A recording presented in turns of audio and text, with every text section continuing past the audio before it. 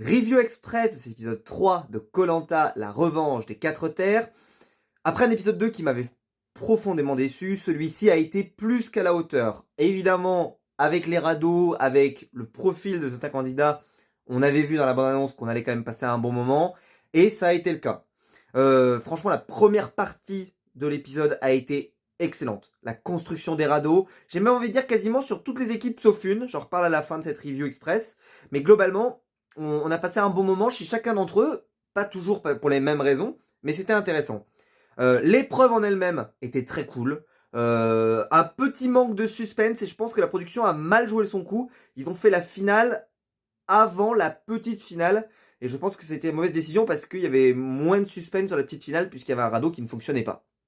Derrière après, on a eu beaucoup de survie, énormément, en particulier à cause de la pluie parce que les conditions sont dantesques. Cette année, ils ne leur donnent pas le riz, il y a des difficultés pour faire le feu puisqu'il pleut tous les jours. C'est vrai que là, ils leur donnent des conditions de vie qui sont très très difficiles. Moi, j'y suis pas fan, je l'ai toujours dit. Ça ne coûte rien de leur donner un peu de riz. Et là, ils leur donnent des allumettes dans cet épisode. Mais il y avait du riz dans les premières saisons de koh et ça ne faisait pas non plus le Club Med pour autant. Là, on voit que ça commence à être dans le dur. Donc, je pense que Denis, je lui laisse la semaine prochaine et je pense qu'il va donner du riz. Je pense même d'ailleurs qu'il y aura une recomposition des équipes. Je parle pas la semaine prochaine, mais la semaine d'après.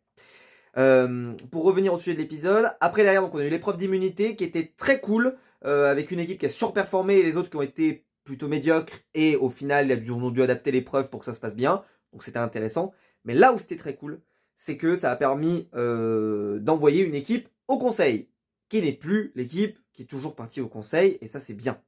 Sauf que c'est là le défaut de cet épisode, c'est que le conseil a été une catastrophe. En fait, ils ont rien à se reprocher de particulier, c'est une équipe qui est hyper plate. Et donc ils sont allés au conseil, ils éliminent le plus vieux, ok très bien, mais franchement il n'y avait aucun suspense et ça n'a pas pris du tout et ça n'a offert aucune séquence en particulier vraiment intéressante. Ils ont brodé avec une petite séquence la prod, mais franchement il n'y avait rien. Mention spéciale à mon coup de cœur, Jérôme, de cet épisode, pas parce qu'il a réussi à faire le feu, et parce qu'il a continué d'essayer de faire le feu. Il aurait fait le feu au premier épisode, j'aurais pas dit ça. Mais là, il a continué de faire le feu malgré qu'il n'y arrivait pas, etc. Et franchement, il a tout mon respect. Il est génial. En plus, il a de la personnalité. Franchement, c'est un candidat exceptionnel.